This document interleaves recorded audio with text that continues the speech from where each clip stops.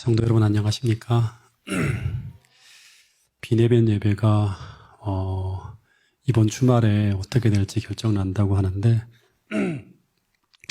이성구 장로님 이야기로는 파주시에서는 다음 주까지 계속 연장이 된다는 식으로 이제 통보가 되었다고 합니다. 벌써 9월 제 딸이 접어들었고 날씨도 선선해지고 하는데 이제 한 해가 얼마 남지 않았습니다.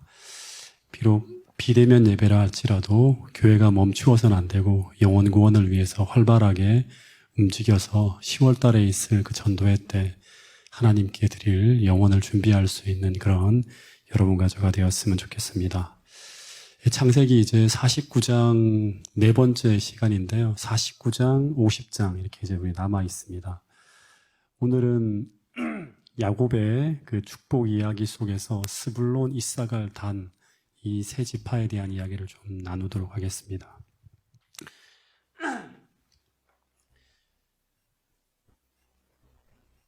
그 C.S. 루이스라고 하는 아주 유명한 그 기독교 사상가가 있는데 이 사람은 옥스퍼드 대학의 유명한 역사 교수였습니다.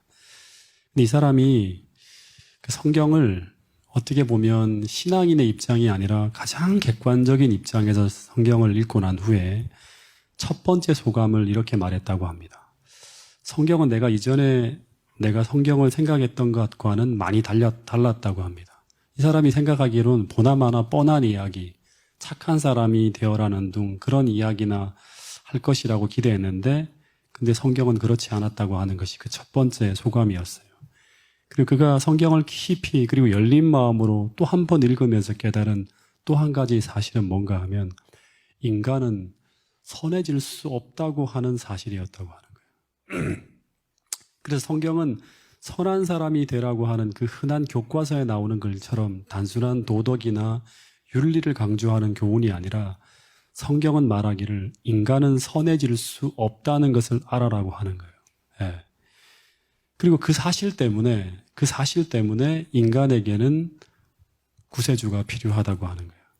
그래서 이 이야기가 C.S. 루이스라고 하는 사람이 말하는 성경에서 말하는 아주 중요한 결론 중에 하나라고 합니다.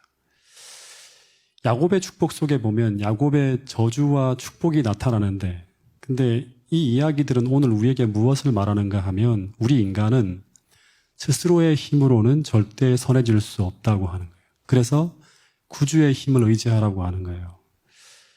오직 그 예수님을 통해서만이 저주의 사슬을 끊어버릴 수 있다고 하는 거예요. 근데 만약 그 저주의 사슬을 끊어버리지 못하면 우리 인생에는 죄의 저주가 나타나는 삶을 살아가게 돼요. 그리고 공동체가 그 죄의 저주의 사슬을 끊지 못하면 그 공동체에도 죄의 저주의 이야기가, 그 역사가 펼쳐지는 거예요. 이 이야기가 바로 뭔가 하면 조금 더 확대하면 신명기 28장의 복과 저주의 두 길에 대한 이야기가 바로 그런 이야기죠. 근데 이 야곱의 축복에 대한 이야기 속에서 그 죄의 사슬을 끊어버린 사람 중에 대표적 인물이 바로 누군가 하면 유다라고 하는 사람이에요. 유다. 그래서 하나님께서 아마 이 유다를 예수님의 조상이 되게 하지 않았는가 하는 생각이 듭니다. 이 유다는 스스로의 힘으로는 아무리 몸부림치고 해도 그 삶이 그냥 질질질질 죄된 욕망과 정욕에 끌려다니는 사람이었어요. 이걸 끊어낼 수가 없는 거예요. 자기도 그렇게 살고 싶지 않은데 끌려가는 거예요. 이 죄의 권능 아래 놓여서. 노력하면 할수록 더욱 더 위선적으로 살 뿐 스스로의 힘으로는 절대 선해질 수가 없다는 것을 뼛속 깊이 각인하며 절망적으로 살아갑니다. 근데 그를 타락의 길로 이끌었던 이 죄의 욕망과 정욕을 마침내 정복해서 의를 위해서 자기를 희생할 수 있는 사람으로 변화되어지는 거예요. 근데 그 힘이 어디서 왔는가? 그가 교회를 다녀서 온 것이 아닙니다. 오늘날 교회를 다니는 수많은 사람들이 이 힘을 얻지 못하고 무너지고 끌려다니며 살아가고 있는 사람들이 얼마나 많은지 몰라요. 이 힘은 그가 구세주를 믿는 믿음을 통해서 다시 말하면 거듭남을 통해 왔다고 합니다. 여러분, 거듭남이라고 하는 게 뭐죠? 너무나 쉬운 이야기지만 한 번 더 우리가 한번 상기시켜 봅시다. 거듭남이라고 하는 게 뭐예요? 그리스도 안에서 죽고 다시 태어나는 거예요. 자복과 굴복과 회개를 통해서 경험하는 거예요. 죄에 대하여는 죽고 그리스도를 위하여는 살아가는 삶으로 거듭나는 거죠. 예. 근데 성경은 오늘 우리에게 누구든지 그리스도를 영접하고 그분을 믿는 믿음으로 거듭났다면 우리는 세상을 이기고 정복하는 신앙의 힘을 소유한 자가 된다고 하는 거예요. 그들이 성경에 이야기하는 진짜 그리스도인이라고 하는 거예요. 자, 이 말씀 한번 읽어보겠습니다. 지난주에 한번 우리가 읽었던 말씀인데요. 요한일서 5장 4절 말씀이에요. 시작. 무릇 하나님께로부터 난 자마다 세상을 이기느니라. 세상을 이기는 승리는 이것이니 우리의 믿음이니라. 무릇 하나님께로서 난 자마다요. 하나님께로서 거듭 태어난 사람들은 전부 다 어떤 사람이다? 세상을 이기는 사람이라고 하는 거예요. 세상을 이기는 승리는 이것이니 우리의 믿음이라고 합니다. 또 하나 우리가 너무나 익숙하게 알고 있는 말씀인데요. 요한복음 1장 12절에 보면 영접하는 자, 곧 그 이름을 믿는 자들에게는 하나님의 자녀가 되는 뭘 주셨다고 하죠? 네, 권세라고 하는 말이라. 이 권세라는 말이 어떤 의미일까요? 히브리어, 그러니까 이제 헬라어로 보니까 엑수시아라고 하는 단어인데 이거는 권리, 라이트 영어로 하면 통치력, 권력자라는 의미를 담고 있어요. 근데 어떤 역본에 보니까 이 권세라고 하는 말을 어떻게 표현했는가 하면 파워로 표현했어요. 그냥 하나님이 되는 자녀가 되는 자격을 준 게 아니라 그냥 그렇게 내가 하나님의 자녀라고 이제 인정해 줄게 하고 하는 게 아니라 뭘 준다? 파워를 준다고 하는 거예요. 예. 그러니까 하나님의 자녀로 거듭났다고 하는 것을 증명하는 것이 무엇인가 하면 이 권세, 이 신앙의 힘, 파워를 가지고 있는가 없는가 하는 거예요. 여러분, 그래서 예수님의 조상이 된 유다는 거듭난 후 이제 그는 더 이상 자신의 죄된 욕망에 끌려가지 않습니다. 그래서 그는 거듭난 후에 과거의 모든 죄된 역사를 끌어내고 그의 삶 자체가 하나님의 찬송이 되어지는 삶으로 살아가게 된다고 하는 거예요. 예. 여러분, 그래서 이 야곱은 유다를 일컬어서 이 복음의 능력을 소유한 자로 어떻게 표현했는가 하면 원수의 목을 잡는 힘을 가진 뭐로 표현했죠? 사자라고 표현한 거예요. 사자. 파워예요. 그리고 뿐만 아니라 그는 그 힘을 소유함으로 말미암아 비로소 신앙의 기쁨을 발견한 자인 포도나무가 풍성한 인생으로 표현되어지고 있는 거예요. 여러분, 신앙의 기쁨은 무엇이다? 하나님의 자녀가 되는 권세, 이 파워를 갖고 살아가는 거예요. 예. 평안할 수 없는 상황에서도 평안하고 정말 죄된 욕망이 막 우리 속에 끌어오를 때 그 모든 것들을 그리스도의 능력으로 하나님의 사랑과 은혜로 다 이겨낼 수 있는 사람. 그런 사람이 바로 누구인가 하면 유다 지파의 후손이라고 하는, 그리스도의 후손이라고 하는 거예요. 거듭난 사람이라고 하는 거예요. 여러분, 꼭 이 신앙의 힘을 소유하고 살아가는 진짜 그리스도인, 참된 그리스도인이 파주중앙교회 모든 성도들이 될 수 있기를 간절히 바라겠습니다. 이제 그 다음 이야기가 이제 스불론에 대한 이야기인데요. 자, 읽어볼까요? 49장 13절입니다. 시작. 스불론은 해변에 거주하리니 그곳은 배 매는 해변이라. 그의 경계가 시돈까지리로다. 이 이야기가 다예요. 이 스불론은 누구의 아들이죠? 다 잊어버리셨죠? 네? 레아의 아들이죠. 레아의 아들. 근데 어떻게 태어났죠? 창세기 30장에 보면 라헬이 레아에게 르우벤이 구해가지고 온 그 합한 채를 사서 그 대가로 야곱과 동침해서 얻은 6번째 아들, 그 막내 아들이에요. 레아의. 그게 스불론입니다.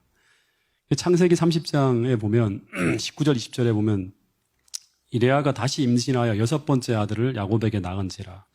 레아가 이르되 하나님께서 내게 후한 선물을 주시도다. 내가 남편에게 6째 아들을 낳았으니 이제 그가 나와 함께 살리라 하고 그 이름을 스불론이라고 지었대요. 그러니까 스불론이라는 단어의 의미가 뭔가 하면 거함이라는 거예요. 거하다. 예. 근데 같이 거하다라는 의미인데 이 아들을 낳으면서 레아는 이제 내 남편이 나와 함께 거할 것이다라는 소망과 바람을 담아서 이렇게 이름을 지었다고 합니다. 근데 창세기 49장 13절에 보면 스불론은 해변에 어떻게 하리니? 거하리니. 예, 그곳은 배 매는 해변이라. 그 지경이 시돈까지로다라는 이야기가 나옵니다. 여기서도 거한다는 단어가 사용되어지고 있는 것입니다. 근데 어떻게 거해야 하는가 하면 이 스불론은 해변가에 막 흩어져서 거해야 되는데 그곳은 어떤 곳인가 하면 배를 매는 해변이에요. 그러니까 항구죠. 그죠? 그 지경이 시돈 지방까지 막 확대될 것이라고 하는 거예요. 예. 거기까지 거하라고 하는 거예요. 근데 이 해변에 거한다는 말씀은 갈릴리 해변에서 지중해 연안까지 스불론 지파가 왕성한 활동을 하게 될 것이라고 예언하고 있어요. 근데 실제 이 지도를 보면 잘 안 보이죠. 그 스불론 지파가 거하는 곳이 여기예요. 그러니까 항구하고는 좀 멀어요. 두로 시도는 이 북쪽이에요. 여기가 이제 스불론 지파가 거하는 그런 곳이에요. 예. 여기 스불론 지파. 예. 그래서 이 스불론 지파는 지도를 보면 해변에 거주하는 지파가 아니었어요. 근데 나중에 이들은 지중해하고 갈릴리 사이에 거주하면서 이 예언이 이루어진다고 합니다. 근데 이런 예언을 받은 이 스불론 지파의 역사가 이후에 어떻게 역사 속에 전개되는가? 이 스불론이라는 인물에 대한 이야기는 거의 없어요, 성경에. 후손에 대한 이야기 우리가 이제 보는 거예요. 사사기 5장 18절에 보면 이 드보라하고 바락이 전쟁을 마치고 돌아오면서 막 부른 노래에 이제 스불론 지파에 대한 이야기가 나오는데 이 스불론이라는 지파는 죽음을 무릅쓰고 목숨을 아끼지 아니한 백성이요라고 하는 칭찬을 합니다. 다시 말해서 하나님의 백성들이 위기에 처했을 때 그들은 죽음을 두려워하지 않을 정도로 용감한 백성이었다는 기록이 나옵니다. 또 하나 역대상 12장 33절에 보면 스불론 중에는 이거 읽어보겠습니다. 이 말씀은 시작. 스불론 중에는서 모든 무기를 가지고 전열을 갖추고 두 마음을 품지 아니하고 능히 진영에 나아가서 싸움을 잘하는 자가 5만 명이요. 예, 이 글은 이제 다윗이 이제 이스라엘 왕으로 딱 세움을 받았어요. 근데 다윗이 왕이 되는 것을 반대하는 사람들과 전쟁을 해야 돼요. 근데 이때 이 다윗을 돕기 위해 나온 병사들을 쭉 추려보니까 스불론 지파가 어떤 지파보다 많은 병사들이 나와요. 5만 명이 나와요. 5만 명. 예. 그러니까 다른 지파는 한 수천 명씩 나오는데 이 지파는 5만 명이나 나왔는데 근데 중요한 건 뭐냐 그러면 그들이 전부 사울과 다윗 사이에 왔다 갔다 하는 사람들이 아니라 두 마음을 품지 아니한 하나님께서 신뢰할 수 있는 사람이었다고 하는 기록이 나오는 거예요. 그러니까 이 사람들은 어떤 사람들일까요? 개국 공신과 같은 거죠. 예. 그래서 이사야서 9장 1절에 보면 이 지파를 하나님은 이렇게 영화롭게 하실 것이라고 하는 예언이 나와요. 예. 자, 이사야 9장 1절 같이 읽어보겠습니다. 시작. 전에 고통받던 자들에게는 흑암이 없으리로다. 옛적에는 여호와께 왜 돌아갔죠 이게? 다시. 예. 다시 읽어보겠습니다. 시작. 전에 고통받던 자들에게는 흑암이 없으리로다. 옛적에는 여호와께서 스불론 땅과 납달리 땅이 멸시를 당하게 하셨더니 후에는 해변길과 요단 저쪽 이방의 갈릴리를 영화롭게 하셨느니라. 예. 이 예언이 정확하게 어떻게 언제 성취되어지는가 하면 예수님 초림 당시에 이제 마태복음 4장 12절부터 16절에 보면 이런 얘기가 나와요. 예수께서 요한의 잡힘을 들으시고 갈릴리로 물러나셨다가 나사렛을 떠나서 어디로 가는가 하면 스불론과 납달리 지경 해변에 있는 가버나움에 가서 어떻게 하시니? 사셨어요. 여기서. 이는 선지자 이사야로 하신 말씀을 이루려 하심이라. 선지자 이사야가 어디예요? 이사야서 9장 1절이죠. 일러스되 어떤 얘기가 나와요? 스불론 땅과 납달리 땅과 요단강 저편 해변길과 이방의 갈릴리요. 흑암에 앉은 백성이 큰 빛을 보았고 사망의 땅과 그늘에 앉은 자들에게 빛이 비추었다 하는 거예요. 여러분 예수님께서 공생의 기간에 가장 많은 시간을 보내시며 사역한 장소는 어딘지 아세요? 어디예요? 성경을 많이 읽으셨잖아요. 어디에서 가장 많은 시간을 보냈죠? 예수님이 가장 많은 시간을 보낸 3년 반 동안 제일 많이 머물렀던 곳이 어디예요? 갈릴리잖아요. 갈릴리. 네, 갈릴리. 네. 실제로 예루살렘 지역은 유다 지역과 예루살렘 지역은 예수님이 3년 반 동안 딱 3번밖에 안 가셨어요. 대부분은 갈릴리도에 머물며 사역을 했어요. 근데 이 갈릴리는 어디다? 바로 스불론 지파의 활동 무대예요. 네. 거기서 사신이 사셨어요. 가버나움은 선교 본부고요. 네. 그래서 이 스불론 지역은 이스라엘 백성들에게 하나님의 복음이 시작되어지는 그런 곳이었어요. 예. 그래서 이 야곱의 예언은 유추하기를 예수님의 선교 본부가 되었던 이 지역에서 전 세계로 복음이 뻗어나가기를 소망하시면서 하나님께서 이런 예언을 하신 게 아닌가 그렇게 이제 추론을 합니다. 이 갈릴리 지역이 여기죠. 예. 스불론 지파가 있던 머물던 곳이. 예. 실제로 신명기 33장 18절에 보면 이제 모세가 이제 이 스불론에 대해서 예언을 하는데 이렇게 예언을 해요. 스불론에 대하여는 이슬렀을 때 스불론이여 너는 밖으로 나감을 기뻐하라. 밖으로 나감을 기뻐하래요.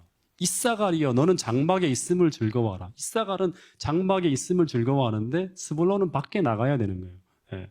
다시 말하면 머물지 말고 나감을 기뻐하라는 말이 무슨 말일까요? 하나님의 백성들이 뻗어나가야 하는 이유는 하나예요.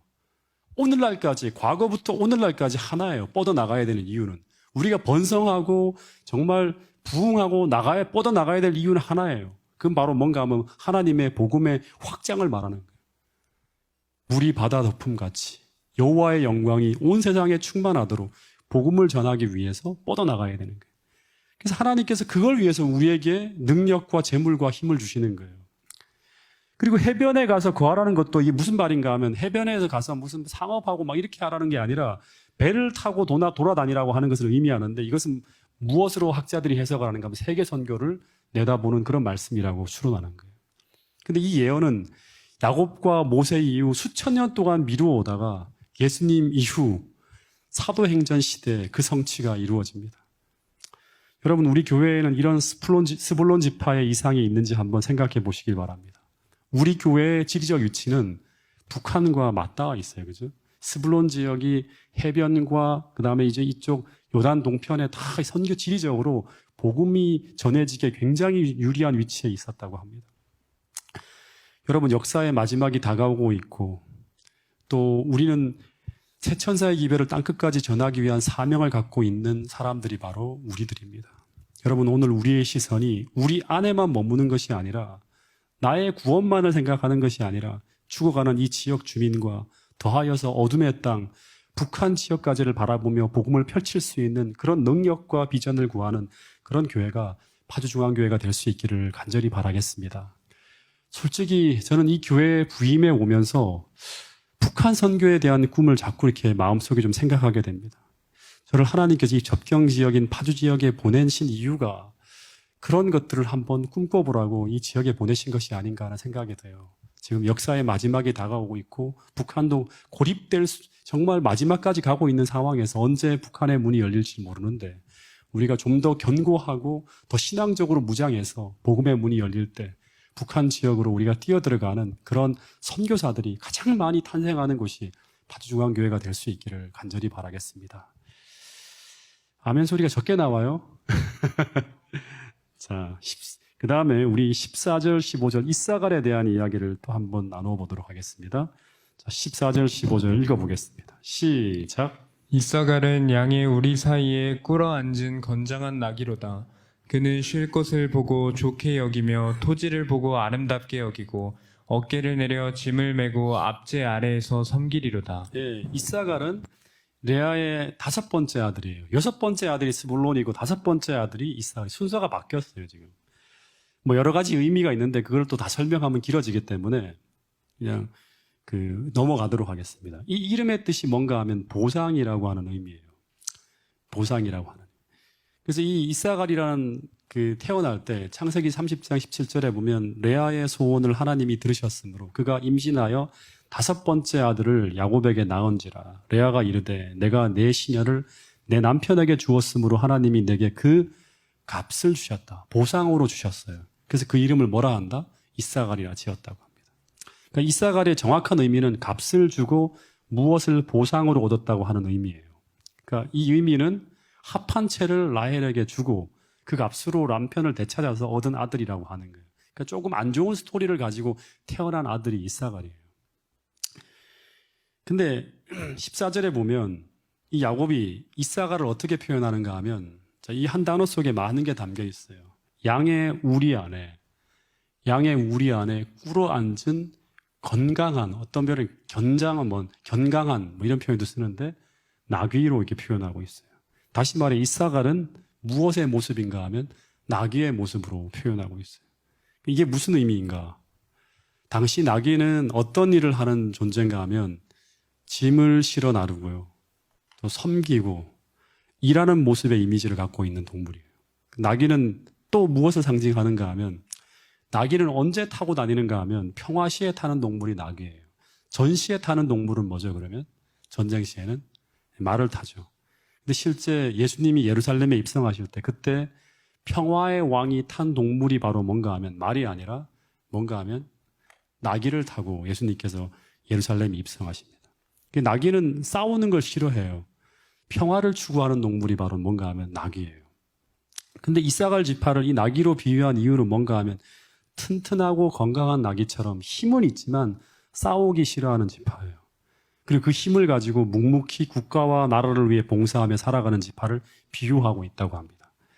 제가 재림교회 성경 주석을 좀 읽었는데 여기에 이 이사갈이란 이 지파에 대한 이 나귀가 이 예언에 대한 부분들을 잘 설명한 내용이 있는데 제가 잠깐 좀 읽어드리면 다시 말해 뼈대가 굵고 강한 체격을 지닌 특히 짐을 운반하는데 잘 적응된 나귀의 이사갈을 비교한 것은 이 지파가 소유에 만족하며 농사에 헌신하지만 정치적인 세력을 위해 투쟁하지 않는다는 사실을 지적해 준다고 합니다. 이 지파가 사사시대 동안 스불론과 함께 영웅적 용맹으로 명성을 얻지만 나라에 무슨 일이 일어나도 일반적으로 그들은 그들의 몫에 만족했다고 합니다. 그들에게는 용감하게 선두에 나가 위협받는 권리나 자유를 위해 투쟁한 일이 거의 발견되지 않는다. 아마도 이 때문에 이사갈이 레아의 막내 아들이 아닌데도 그녀의 아들 중 맨 나중에 언급되었을 것이다라고 성경 주석에 보면 이렇게 나와 있습니다. 이 이사갈 지파는 어떤 지파인가 하면 축복받은 지파죠. 네. 축복받은 지파예요. 왜냐하면 이 지파는 비실비실한 나귀가 아니라 우리 안에 꿇어앉은 건강한 나귀라고, 견강한 나귀라고 이렇게 표현되고 있기 때문입니다. 에너지가 아주 충만하고 힘이 있지만 민족과 나라를 위해서 봉사하고 묵묵히 일하지만 전혀 자기 이익을 위해 투쟁하지 않고 스스로 주어진 축복에 만족하며 살아가는 조용한 지파. 그 지파가 바로 이사갈 지파라고 하는 거예요. 그래서 이들이 여기 표현해 보면 주어진 쉴 곳을 보고 좋게 여기면서 투쟁하지 않아요. 나 더 좋은 곳에 가겠다고 하지 않아요. 토지를 보며 아름답게 여기면서 성실하게 살아가는 그런 이제 축복된 지파가 이사갈 지파라고 합니다. 그 이사갈 지파의 땅이 어딘가 하면 바로 여기예요. 여기예요. 그 요단강이 쭉 흘러내리는 여기 인접한 그런 곳이 아름다운 곳이라고 합니다. 좋은 곳이고. 여러분 교회에도 이런 분들이 혹 있나요? 힘이 있지만 능력이 있지만 아주 겸손하게 드러내지 않고 그리고 자기의 권리와 이익을 위해서 지나치게 싸우지 않아요. 내 것은 조금이라도 나는 잃는 거 싫어. 이렇게 하지 않고 싸우지 않고 투쟁하지 않아요. 언제나 주어진 것에 만족하면서 묵묵히 자신이 해야 될 일을 행하며 살아가는 사람. 이 사람이 바로 누군가 하면 이사갈과 같은 사람이에요. 또 하나 제가 참 감동이 된 거는 뭔가 하면 15절에 보면 이 15절에 보면 이사갈 지파는 어떤 환경 속에서도 주어진 책임을 감당하며 섬기는 존재로 표현하고 있어요. 이 15절에 보면 심지어 어깨를 내려서 짐을 메고 어디 아래서도 압제 아래에서도 책임을 감당하며 섬기는 존재로 묘사하고 있어요. 다시 말해서 자신에게 힘든 일이 벌어지고 있는데도 끝까지 자기에게 주어진 책임을 완수하려고 하는 사람. 심지어 자신이 압제 가운데 있지만 고통 중에 있지만 타인의 아픔을 바라보면서 그를 위해 섬길 수 있는 그런 품성의 힘이 있는 사람이 바로 누군가 하면 이사갈 같은 사람이라고 하는 거예요. 그럼 우리 교회에도 이런 분들이 많이 있나요? 네. 여럿 있어요. 우리 교회에도. 그분들을 우리 모두가 참 존경합니다. 그래서 이사갈의 이런 모습 때문에 하나님은 이 지파에게 매력적이고 비옥한 고원을 포함한 갈릴리의 저지대를 기업으로 할당해 주셨다고 합니다. 그리고 이 사람들은 그것에 만족하며 살아갔다고 합니다. 그래서 여러분 이 르우벤부터 시작해서 이 레아의 6 아들 르우벤, 시므온, 레위, 유다 그 다음에 5번째가 이사갈 그 다음이 스불론 6 아들이 다 지나가는 거예요. 하나만 더 좀 볼게요. 참 여기 우리의 교훈이 담겨있는 어떻게 반면교사가 담겨있는 그러한 내용입니다. 창세기 49장 16절부터 18절 같이 읽어보겠습니다. 단 지파에 대한 나오는 내용입니다. 시작. 단은 이스라엘의 한 지파같이 그의 백성을 심판하리로다. 단은 깁섬의 뱀이요 새길의 독사로다. 말굽을 물어서 그 탄자를 뒤로 떨어지게 하리로다. 여호와여, 나는 주의 구원을 기다리나이다. 예, 이 단 지파는 다시 야곱이 저주하는 거예요. 이제. 예. 이 단은 누구의 아들들이죠? 단 누구의 아들들이에요? 단 다 잊어버리셨습니까? 단 납달리 누구의 아들이죠? 예, 라헬의 시녀인 이 비라가 라헬의 시녀죠, 그죠? 빌하에게서 태어납니다. 단하고 납달리가 태어나요. 단, 납달리.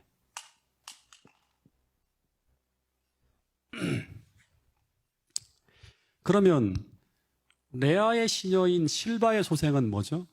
두 아들. 갓하고 아셀. 예. 정확하게 기억하고 계시네요. 잘 기억하고 계십시오. 좋은 일이 있을 겁니다. 예, 연말에 골든벨 할 때. 이 단이라고 하는 이름의 뜻이 뭘까요, 그러면? 단. 제자훈련팀은 대답을 할 수 있어야 돼요. 단이라고 하는 이름의 뜻이 뭐예요? 제자훈련 받으신 분들 다 고개 숙이지 말고 드세요. 단이라고 하는 이름의 뜻이 뭐죠? 그렇죠. 예. 재판관이라고 하는 의미예요. 재판관. 다니엘이라고 하는 게 뭐예요? 단이죠, 단. 하나님은 나의 재판관이라는 의미예요. 그래서 16절에 보면 야곱은 단의 미래를 어떻게 내다보는가 하면 이스라엘을 심판하는 지도자 지파가 될 것이라고 예언하는 거예요. 예. 그러니까 이 단은 이스라엘의 심판장의 역할을 할 지도 지파로 이제 미래를 내다보는 거예요. 근데 이게 안 이루어지죠, 거의. 예. 또 한편으로는 17절에 보면 단은 길섭의 뱀이요 샛길의 독사처럼 그 탄자를 뒤로 떨어지게 하며 반역을 주도하는 지파가 될 것이라고 전혀 다른 두 가지 예언을 하고 있는 거예요. 예.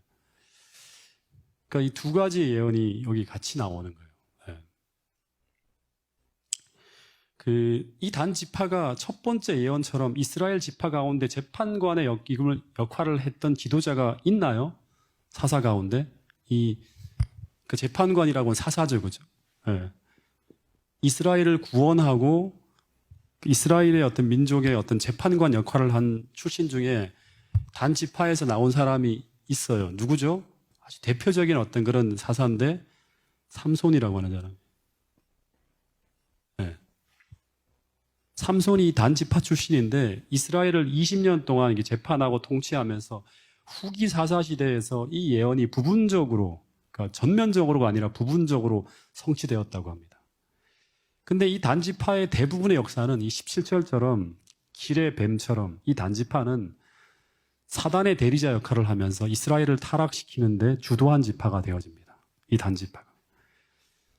사사기 18장에 보면 이 단지파의 역사 가운데 아주 진짜 어떻게 보면 의미 있는 역사가 펼쳐지는데 31절 말씀을 같이 한번 읽어보겠습니다. 사사기 18장 31절 시작. 하나님의 집이 실로에 있을 동안에 미가가 만든 바 새긴 신상이 단 자손에게 있었더라. 예. 이 사사기 18장에 보면 18장 31절에 보면 이스라엘의 우상 숭배를 도입한 첫 지파가 바로 뭔가 하면 단 지파예요. 예. 이 단 지파 때문에 우상 숭배가 이스라엘에 들어오는 거예요. 예.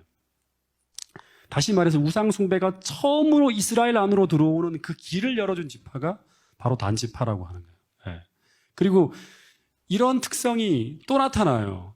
열왕기상 13장 29절 30절에 보면 여로보암이라고 하는 왕이 이스라엘이 남북 이스라엘로 나눠질 때 여로보암이라고 하는 왕이 이 백성들이 전부 다 성소가 어디 있는가 하면 유다에 있잖아요. 그죠? 남방 유다에. 그래서 유다 예루살렘으로 내려가서 막 이제 예배를 드리고 절기를 지키려고 하는 게 마음에 걸리는 거예요. 그래서 성소가 있는 유다 예루살렘에 북방 이스라엘 백성들이 내려가지 못하도록 하기 위해서 금송아지를 만들어서 북방 이스라엘을 우상숭배로 타락시켜 갈 때 그 금송아지를 둔 곳이 하나가 어디냐 그러면 베델이고요. 또 하나가 단이었다고 하는 거예요. 단이. 하나는 베델에 두고 하나는 단 지파가 있는 곳에 둔지라고 그러는 거예요. 근데 이 일이 그래서 백성들의 이 일이 뭐가 되어서 죄가 되었으니 이는 백성들이 다 단으로 몰려가서 우상숭배에 빠지게 되었다고 하는 거예요. 그래서 이스라엘의 10지파가 우상숭배로 타락해 갈 때 그 중심에 선 지파가 무슨 지파였다? 단지파였다고 하는 거예요. 그러니까 우리가 하나님의 백성인데 교회 안에 있는데 우리가 죄로 감염되어지고 부패하고 타락해서 교회에 들어오지 말아야 할 죄가 나로 인해서 이 교회 안에 들어올 수도 있다고 하는 거예요. 경고하고 있는 거죠. 그래서 이 지파는 풀숲에 숨어서 독사같이 사람을 물어서 그 죄의 도구로 사람들을 타락시켜서 멸망케 하는 아주 교활한 지파가 바로 이 단지파가 될 것이라고 예언했는데 이 예언이 부분적으로가 아닌 전면적으로 성취되어지는 거예요. 이 단지파의 역사 속에서. 여러분, 근데 저는 이 구절을 생각하면서 이런 생각을 하게 되었습니다. 여러분, 이 단지파는 진짜로 영리하고 똑똑하고 삼손처럼 힘과 능력과 재능이 있는 지파였어요. 굉장히 재능이 출중한 지파였어요. 그래서 이 지파는 하나님께서 보시기에 이스라엘의 지도자로 커갈 능력과 잠재력이 가지고 있는 지파였다고 하는 거예요. 근데 이 지파는 반대로 또한 이 능력이 잘못 쓰여지게 되면 백성들을 타락시키고 멸망케 하는 독사 같은 사단의 대리자 노릇을 할 수 있는 그런 대리자가 될 수 있는 그런 가능성이 있는 지파가 무슨 지파다? 단지파였다고 하는 거예요. 여러분, 그래서 하나님은 마치 신명기 28장에 나오는 축복과 저주의 길을 예언하는 것처럼 이 단지파에게 축복과 저주의 두 길이 있음을 경고하는 거예요. 이렇게 가게 되면 기도지파로 너희가 쓰임 받을 수도 있지만 반면에 이런 길로 가게 되면 어떻게 된다? 독사처럼 하나님의 백성이 아니에요. 하나님의 축복의 어떤 그런 지파가 아니에요. 그 죄로 몰고 가고 이스라엘을 멸망케 하는 그런 일에 주도적인 역할을 할 수 있는 존재가 바로 단지파였다고 하는 거예요. 여러분, 마찬가지로 우리 앞에도 이 두 길이 놓여져 있을까요? 우리의 미래도 마찬가지로 오늘 우리가 받은 이 말씀을, 하나님이 우리에게 주신 이 말씀들을 어떻게 대하는가에 따라서 전혀 다른 길을 걸어갈 수 있다고 하는 거예요. 하나님 말씀에 주어진 경고와 축복과 이 모든 것들을 연구해서 내 삶에 적용하며 회개하고 돌이키고 또 하나님의 축복의 길을 걸어가는 그 모든 말씀을 우리가 선택하며 내 삶의 법칙에 적용할 때마다 우리는 전혀 다른 길로 걸어갈 수 있다고 하는 것입니다. 우리의 미래가 주님과 함께하는 영광스러운 역사가 될 수도 있고 반대로 우리의 미래가 사단의 도구로 전락해서 모든 은총과 영광을 다 잃어버린 단지파처럼 되어질 수도 있다고 하는 것입니다. 여러분, 한 가지만 더 이야기하면 요한계시록 7장에 보면 14만 4천의 이야기가 나오죠. 네. 근데 이 14만 4천의 12지파 이야기가 나와요. 그러니까 르우벤 지파는 2만 2천이요. 그 다음에 무슨 지파는 시므온 지파는 2만 2천이 하면 계속 2만 2천에서 쭉 나와서 14만 4천 12지파가 나오는데 거기에 단지파가 있나요? 단지파가? 거기에 단지파가 있나요? 네. 단지파가 눈을 씻고 찾아봐도 없어요. 당연히 들어가야 되는데 이스라엘의 12지파 가운데 당연히 들어가야 되는데 이 단지파가 없어요. 네. 거긴 요셉 지파도 있고요. 므낫세 지파도 있는데 빠져있는 지파가 레위 지파도 있고 다 있어요. 근데 빠져있는 지파가 단 지파가 빠졌고요. 또 하나는 에브라임 지파가 빠졌어요. 그러니까 이 에브라임 지파에 대한 이야기는 또 많이 하면 여러 가지 어떤 또 셀 수 있기 때문에 단지파가 빠졌는데 그 이유를 학자들은 어떻게 보고 있는가 하면 이 단지파의 역사가 철저하게 사단의 도구화되어져 살아갔기 때문에 이 우상 숭배로 인해서 영감의 기록을 통해서 빠졌을 것이라고 추측합니다. 그리고 이 대신에 그 빠진 자리에 대신 누가 들어가는가 하면 그 자리에 비록 어머니가 애굽의 제사장의 딸로 우상 숭배자였지만 그 우상 숭배를 버리고 회개한 므낫세가 들어가는 거예요. 요셉이 들어갔으면 므낫세는 빠져야 되죠. 요셉이 빠지고 에브라임 므낫세가 들어가는 요셉이 들어가는데도 므낫세가 들어갔다고 하는 거예요. 네. 우상 숭배를 버리고 회개한 이 므낫세가 들어가게 된다고 합니다. 여러분, 마찬가지로 이것이 우리의 미래의 역사가 될 수도 있습니다. 여러분, 종말에 교회 안에 흔들림 속에서 많은 사람들이 그들에게 주어진 이 자리를 잃어버리고 이탈해 나갈 때 그 빠진 자리를, 그 빈자리를 진리를 깨닫고 회심한 다른 무리가 채우게 될 것이라고 하는 이야기가 나오죠. 여러분 이 말씀 마지막으로 두 말씀만 읽어보고 오늘 마치도록 하겠습니다. 요한계시록 2장 4절부터 5절 말씀입니다. 자, 읽어보겠습니다. 시작. 그러나 너를 책망할 것이 있나니 너의 처음 사랑을 버렸느니라. 그러므로 어디서 떨어졌는지를 생각하고 회개하여 처음의 일을 가지라. 만일 그리하지 아니하고 회개하지 아니하면 내가 내게 가서 내 촛대를 그 자리에서 옮기리라. 네. 그러나 너를 책망할 것이 있나니 너의 처음 사랑을 버렸느니라. 그러므로 어디서 떨어졌는지 생각하고 여러분 깊이 생각해요. 내가 만약에 제대로 살고 있지 않으면 내가 어디서부터 잘못됐는지를 생각을 해야 돼요. 그리고 어떻게 해야 된다? 회개해요. 회개해야 되고 처음 우리가 가졌던 그 순수한 신앙적 행위를 다시금 회복하라고 하는 거예요. 처음 마음만을 회복하는 게 아니라 행위를 회복해야 되는 거예요. 행위를. 그래서 회개하지 아니하면 계속 이런 말씀들이 전해지고 들려지고 계속 기회가 오는데도 불구하고 그렇게 우리가 회개하지 않고 살아간다 그러면 내가 내게 가서 내 촛대를 그 자리에서 옮기는 일이 벌어진다고 하는 거예요.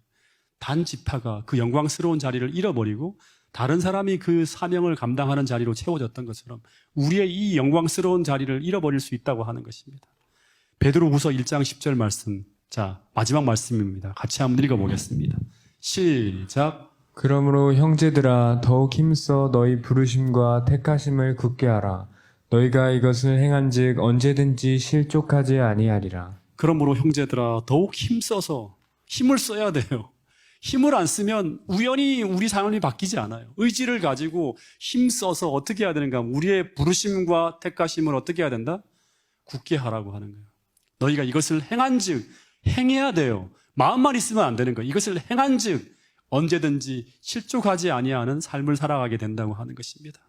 여러분 오늘 우리에게 주신 말씀을 깊이 생각하면서 이 안식일 주님께서 우리에게 비춰주시는 그 계시의 조명을 통해서 우리가 현재 어디 위치에 있는지 나의 신앙이 어떻게 되어가고 있는지를 다시 한번 깊이 살피면서 우리가 주님께로 전적으로 돌아가는 그런 여러분과 저가 될 수 있기를 간절히 바라면서 오늘 말씀을 줄이도록 하겠습니다.